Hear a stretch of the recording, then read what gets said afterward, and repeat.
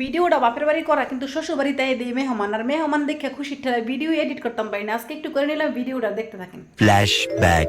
আসসালামু আলাইকুম, সবাই কেমন আছেন? আমরা আলহামদুলিল্লাহ ভালো আছি। আজকের রেসিপিটা কি বাইরে একটু ফরকে ফরতে আমরা ফলা দেন কসুর ডাগ্গা গিলে কেমন আতাতে শুরু করছে। ফলার কইলাম বাবা ধরে না এটা ধরলে সুলকানি শুরু হয়ে যাবে। আমার বাইরের বউ ধরে কইতেছে এটা জাতা কসু না, এই কসু কোনো সুলকানি না, তক বাড়ির কসুর মতন কসু না, দেখলে সুলকায় দললো সুলকায়। তারপরে বাবিরে কইতেছে এটা কোনো কথা কইলে না, আমগো বাড়ির কসু দেখলে সুলকায় খাইলে সুলকায়। কন দিয়ে আপনার কয়দিন আমি আমগো বাড়ি যাওয়ার পরে কসু দিয়ে খাওয়াইছি। তারপরে আমার বাবি একটা মুসকি আসতে দিছে। বাবিরে ফরক কইলাম আমগো বাড়ির কসু জাতা কসু না, একবার খাইলে 3-4 দিন মনে থাকবে, একদম গলা পর্যন্ত মনে থাকবে। আসলে বাবি আর ননদের সম্পর্কটা একদম কসুর মতন খাইছেন না। তারপর আমার বাবি কইতেছে তুই খালি ক্যামেরাটা অন করে দেখ, আমগো বাড়ির কসু বলে কথা দেখ, হাতের মধ্যে কোনো রকম তেল মালিশ করি না, কত সুন্দর করে কাটতাছি, একটু খাইজেনি ফাইজেনি না। বাবির আমি কইলাম এত ফাম্পটি সাইরের নাম নেগো এলাকার সম্বন্ধে কই না, এই এলাকাটা কিন্তু একসময় আমিও থেকে গেছি, এই এলাকা নিয়ে আমার বুঝাইতেন যে কসু আছে বেশ কমাস আমি কিন্তু জানি। দুনিয়ায় যে কত ধরনের কসু আছে এটা বুঝার কি বয়স হয় না, 2 ফলাফান্তের মা হয়ে গেছি। পরে ভাবি আস্তে আস্তে মনে করেন একদম খাইয়া করার অবস্থা আছে। তারপরে দেন কত সুন্দর হিসাবে ফাতাগুলার পর্যন্ত সারে না, একদম কুচি জুরি করে আবার কেটে নিতেছে। পরে আমি আবার পাওয়া থেকে বই একটু হাতাইতেছি। বাপের বাড়ি গেলে এইটাই মজা, কোনো রকম কাম কাজ করা লাগে না, ফলাফান্তের দায়িত্ব তো মার উপরে থাকে আর রান্না বান্না বাবিরে করে। আর বাবির লোকে খারিয়ে গেলে একটু গল্প টল্প করলে যথেষ্ট। আমার বাবি মনে করেন রাত বার করে আসতে থাকে, রাতেই বাবি অনেক খুশি, আমিও খুশি।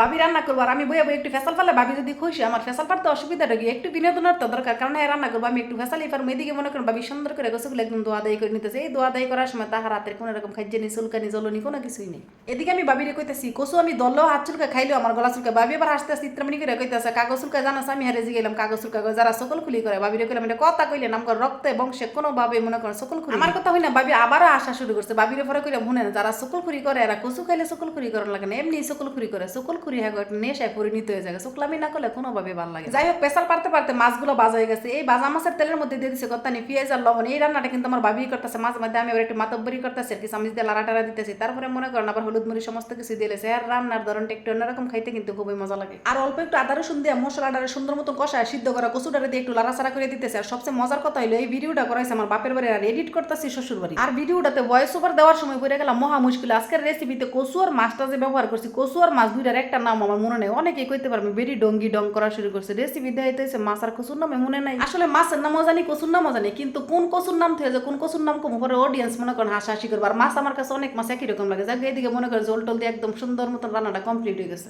যাই হোক এই ফাঁকে একটু বাবির প্রশংসা করলে, একজন মানুষ 2 হাতে 2 চুলায় কত সুন্দর রান্না কমপ্লিট করতেছে। আর আমি মোবাইলটা নিয়ে একবার এই চুলার দিই একবার এই চুলার দিই, মানে মাতব্বরি আর কি। এদিকে মনে করেন ওই যে শাকগুলোর একদম জুরি কুচি করে কাটছিল, এই শাকগুলোর আবার কতগুলো ফুটকিলে সুন্দর করে রান্তাছে।